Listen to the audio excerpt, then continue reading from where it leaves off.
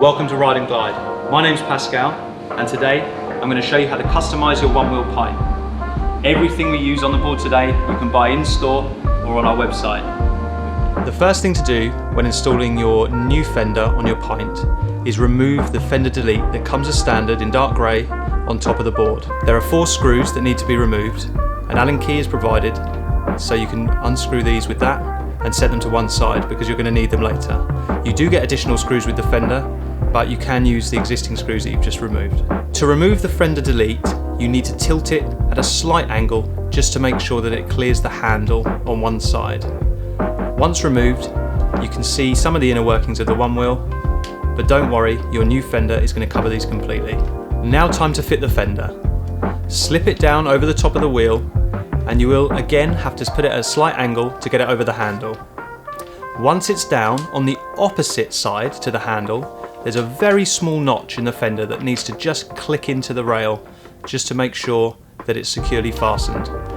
Once everything is sitting correctly, it's time to screw it down.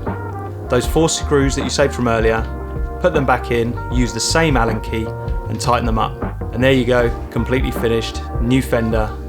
Onewheel looks amazing. Please remember, the fender for the Pint comes in multiple colours, pastel and new bright colour range, so you can personalise your Onewheel exactly how you want it. For those of you that are going to ride without the fender, and so are then going to keep the fender delete on, there are plenty of colour options available for your deletes as well. So don't worry, you can still make your Onewheel completely personalised even if you're riding without a fender. Okay, so now we're going to look at changing your bumpers.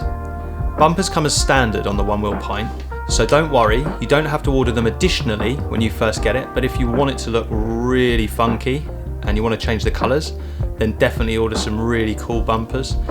So first things first, when you change your bumper, flip your board onto its back. The front side of the bumper has 6 screws. Again, you have an Allen key provided in the bumper set, so use this, unscrew them, place them to one side because you're going to need them later. Slide the bumper out away from the board.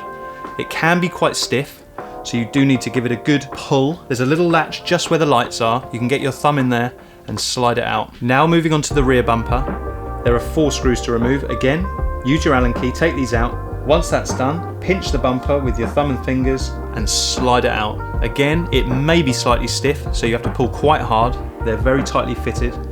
Give it a good pull, and once that's out, just set it to one side. Now, with your chosen colour, remove the bumpers from the box, take them out of their bubble wrap packaging.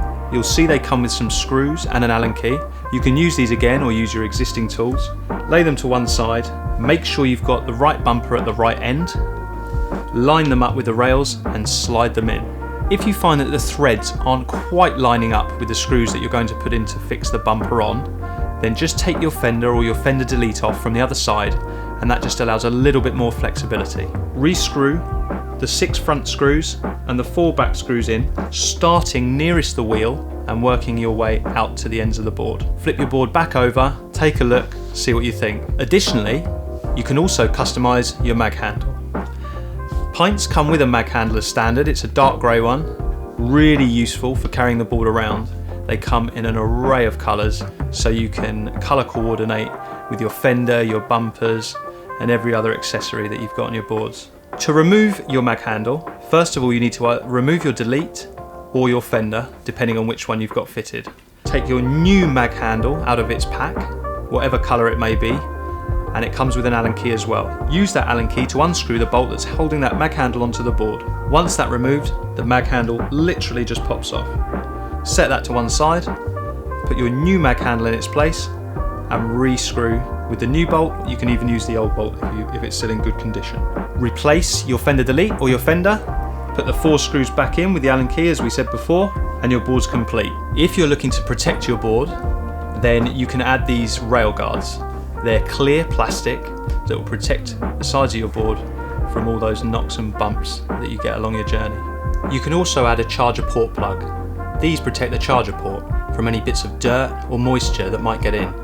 They come in all sorts of colours, so you can completely customize your board with these as well. If you want any more information or want to come and try out one of our boards, just head down to Ride and Glide. We're down in Worthing near Brighton. Give us a call, email us, get us on live chat. We are more than happy to answer your questions and chat to you for hours about these boards. We absolutely love them.